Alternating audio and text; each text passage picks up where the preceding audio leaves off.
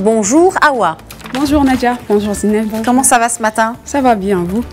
Ça va, merci. Alors vous allez nous parler du Fonds des Nations Unies pour l'alimentation et l'agriculture qui tire la sonnette d'alarme à cause d'un insecte ravageur. Dites-nous ce qu'il en est. Il s'agit, Nadia, de la chenille légionnaire d'automne, un insecte ravageur des cultures signalées en Afrique de l'Ouest, qui peut plonger la sous-région dans une insécurité alimentaire, avertissent les spécialistes de la question. L'Afrique centrale n'est pas également épargnée par ce fléau. Je vous propose de suivre d'ailleurs ce reportage de notre correspondant à Libreville, Ismaël Obianze, pour plus de précisions. Allez, on regarde. Le parasite à l'origine de graves menaces qui pèsent déjà sur les cultures céréalières, le voici. Il s'agit de la chenille légionnaire d'automne, friande du maïs, du riz, du mil, entre autres. Découverte en Amérique latine, selon le FAO, cet insecte ravageur a fait sa première apparition au Nigeria et au Sao Tomé en 2016. 80 différentes espèces de plantes qui sont cultivées par l'homme sont affectées par cette plante. Donc c'est ça la sévérité, disons la gravité de la situation. Donc vous savez que beaucoup de pays en Afrique dépendent du maïs et du riz et d'autres espèces de culture pour leur sécurité alimentaire. Donc on a trouvé aussi à travers l'évaluation que la FAO a faite dans 12 pays de l'Afrique qui produisent du maïs, que les dégâts, c'est-à-dire la réduction des pertes, peut avoisiner entre 8 et 20 millions de tonnes de maïs par an. La facture du désastre, tant redoutée en Afrique subsaharienne, est estimée à 2 voire 6 milliards de dollars par an. Mais pas de panique pour le moment, car selon les spécialistes, le ravageur n'est pas invincible. Des études ont montré aussi que le maïs a la capacité de compenser les dégâts qui sont causés sur les feuilles.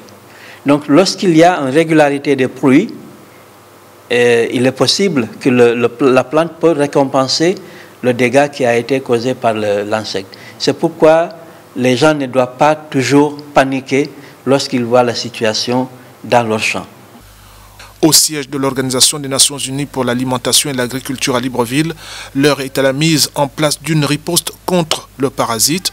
En attendant, l'organisation des conseils aux cultivateurs de céréales de faire usage des pesticides nuisibles à l'homme et à son environnement. Alors, on vient de le voir, Awa, pas de panique, c'est ce que nous dit Ismaël Obianze dans ce reportage. Il me semble quand même qu'il y a une importante progression de la chenille sur le continent quand même. Vous l'avez compris donc, Nadia, originaire d'Amérique, la chenille légionnaire d'automne appelée, je vais essayer de le prononcer correctement, Spodoptera frugiperda par les scientifiques, est un parasite très vorace. Il faut noter cependant qu'elle s'attaque depuis 2016 aux cultures de maïs, blé, milleries et autres nourriture de base des petits exploitants d'Afrique. En septembre 2017, elle était déjà répertoriée dans plus de 28 pays du continent. Selon les experts en protection des plantes, les larves seraient arrivées sur le continent via des végétaux venus d'Amérique.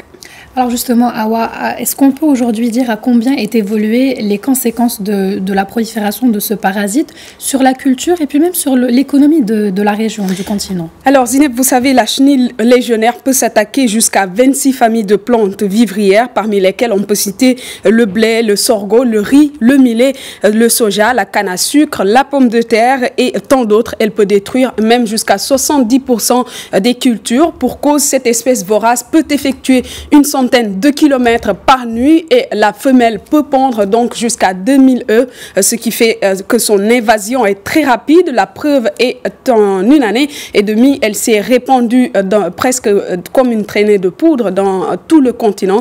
Ce parasite pourrait ainsi causer dans le rendement du maïs seulement des pertes considérables estimées entre 3,6 et 6,2 milliards de dollars par an pour les pays touchés en raison donc des dommages engendrés selon le Centre international de l'agriculture et les biosciences. Alors, on le voit bien, Awa, cette chenille légionnaire qui vient de l'Amérique menace bien la sécurité alimentaire, ça c'est un fait. Qu'en est-il vraiment des effets dans les rendements depuis son apparition ? Alors, les experts de la FAO, Nadia, ont alerté sur cet aspect depuis presque un an, il faut le rappeler. Les consultants en production ont souligné que ce parasite pouvait détruire un champ en une nuit. La chenille légionnaire se nourrit en grande partie de feuilles et de tiges de 80 espèces végétales, à l'exemple du maïs, un aliment de base consommé par plus de 300 millions de familles sur le continent. Sa faible production serait donc une catastrophe alimentaire. Et en Afrique australe, où 40 millions d'habitants sont déjà en situation d'insécurité alimentaire, la destruction des cultures donc de première consommation augure le pire en matière d'alimentation. Merci Awa donc pour cet éclairage sur cette chenille légionnaire donc, qui crée autant de dégâts et qui vient de l'Amérique.